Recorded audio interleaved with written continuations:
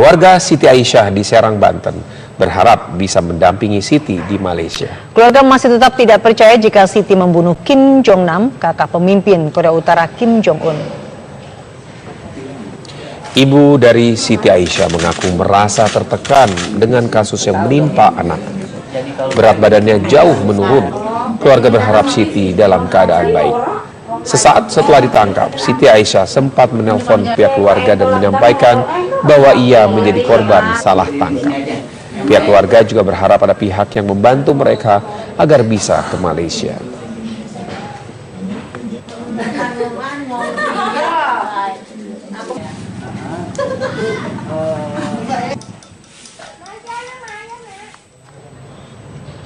Selain telah menahan 4 orang tersangka, kepolisian Malaysia masih memburu 4 warga Korea Utara yang disebut-sebut sebagai tersangka utama pembunuhan terhadap Kim Jong-nam.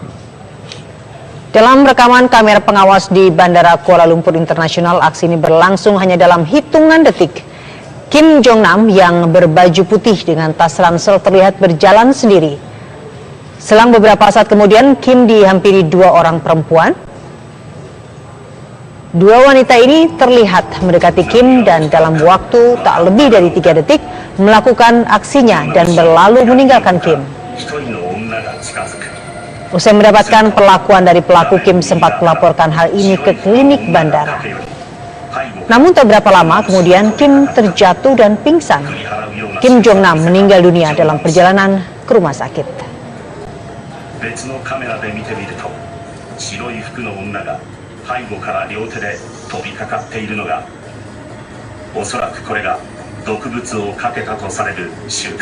Ini adalah rekaman CCTV yang didapat dari Bandara Kuala Lumpur, Rizky. Jadi 2 orang wanita melumpuhkan 1 orang pria yang merupakan kakak dari Kim Jong-nam. Kim Jong-un. Dan dalam hitungan detik aksi yang dilakukan oleh 2 wanita tersebut, 2 wanita itu meninggalkan Kim dan Kim sempat melaporkan diri ke klinik agar diminta untuk perawatan di sana. Ya. Selain memang karena Korea Utara sendiri ya yang memang menarik perhatian dunia, kemudian Indonesia khususnya karena ini melibatkan warga negara Indonesia. Karena ditemukan orang itu bernama Siti Aisyah, berpaspor Indonesia. Walaupun memang tadi kita lihat bahwa orang tua Siti Aisyah berharap agar ibunya bisa bertemu dengan Siti Aisyah ke Kuala Lumpur dalam waktu dekat. Nah, kemudian kasus ini terus bergulir, kemudian polisi masih mengejar ya 4 tersangka lain, itu warga negara Korea Utara itu sendiri. Jadi diperkirakan memang ini ada keterlibatan dari Korea Utara. Walaupun tadi kita melihat sudah ada beberapa warga negara Korea yang memang sudah diamankan dan diminta sejumlah keterangan. Karena memang kalau kita lihat dari Korea Utara sendiri, Kim Jong-un ini menjadi presiden. Sesungguhnya ini adalah kakaknya. Namun ternyata suksesi dinasti di Korea Utara itu justru tidak ke Kim Jong-nam, tapi justru ke Kim Jong-un. Dan kematian memang masih misteri, hingga kini masih terus dilakukan pengejaran. Dan ini adalah gambar yang kita lihat bahwa 2 wanita tersebut langsung meninggalkan Kim saat melakukan aksinya dalam hitungan detik. Memang sejauh ini motif belum diketahui ya, spekulasi yang beredar macam-macam ya. Dan yang menarik lagi, Kim Jong-nam ini juga beberapa kali datang ke Jakarta atau ke Indonesia ya. Walaupun memang pihak Korea meminta agar jenazah Kim diambil oleh pihak Korea, tetapi Malaysia masih belum memberikan izin untuk menyerahkan jenazah Kim ke Korea. Sementara Duta Besar Korea Utara untuk Malaysia kembali mengecam dan menuding polisi Malaysia telah melakukan pelanggaran HAM terhadap warganya berkaitan dengan kematian Kim Jong-nam. Kasus pembunuhan kakak tiri pemimpin Korea Utara yang terjadi di Bandara Kuala Lumpur tersebut membuat hubungan diplomatik Malaysia dan Korea Utara makin memburuk.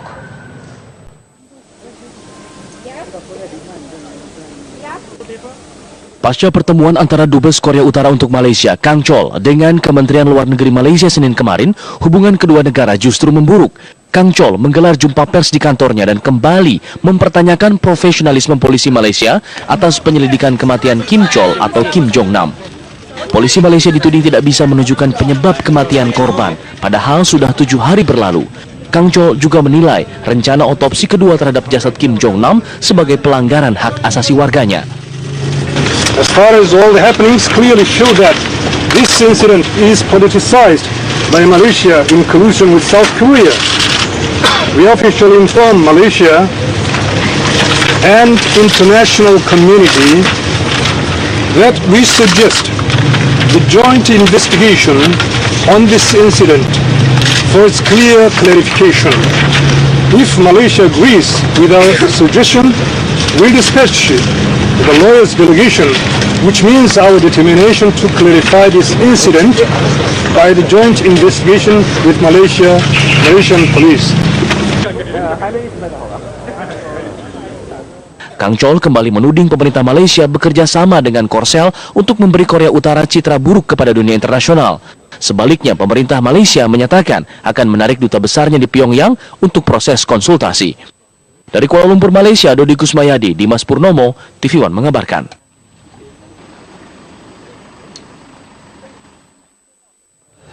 Kepolisian Malaysia memburu 7 pria Korea Utara yang diduga terlibat kasus pembunuhan tokoh Korea Utara Kim Jong Nam. Saat ini polisi Malaysia telah menahan 4 tersangka, di mana salah satunya adalah Siti Aisyah, warga negara Indonesia asal Serang, Banten.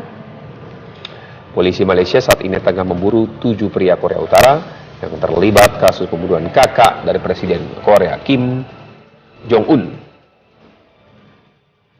Dari 7 buron itu, 4 diantaranya diketahui langsung meninggalkan Malaysia di hari pembunuhan, yaitu pada Senin lalu. Sementara 3 buron lain diperkirakan masih berada di Malaysia dan salah satunya berhasil teridentifikasi bernama Ri Jiu berusia 30 tahun. Untuk 4 orang buron yang kabur dari Malaysia, polisi meminta bantuan Interpol. Polisi Malaysia menolak menyebutkan kemana para tersangka kabur demi keberhasilan perburuan.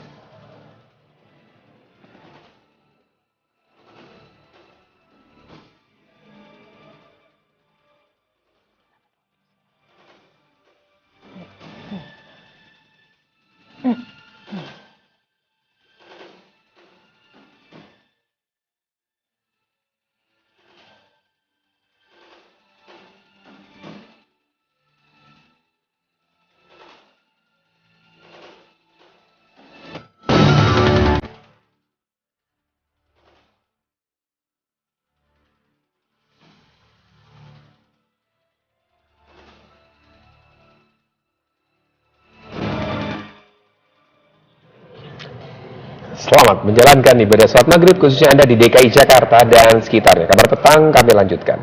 Pemirsa, bagaimana perkembangan dari penyidikan yang dilakukan kepolisian Malaysia dalam kasus pembunuhan kakak dari Kim Jong-un?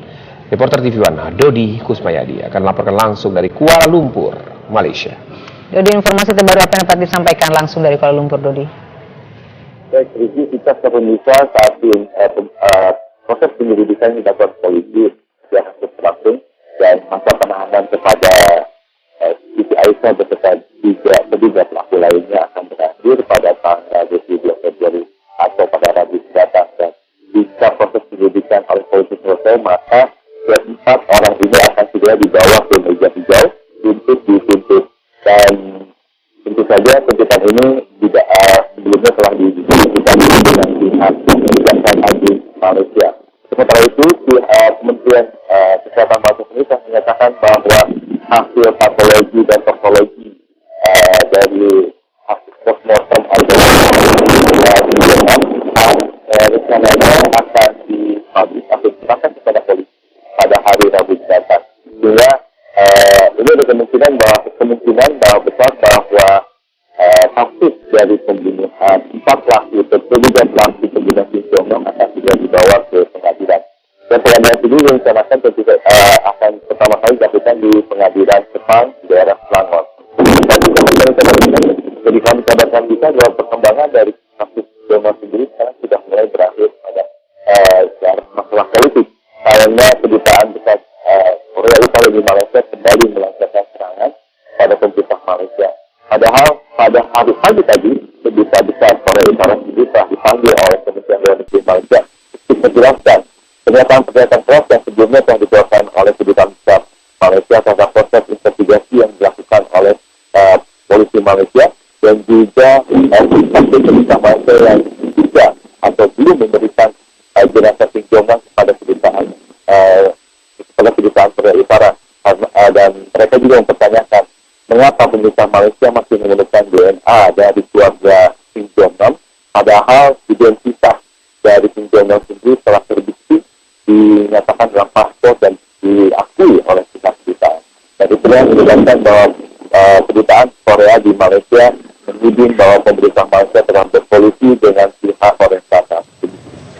Baik, Dodi Kusmayadi melaporkan langsung dari Kuala Lumpur, Malaysia.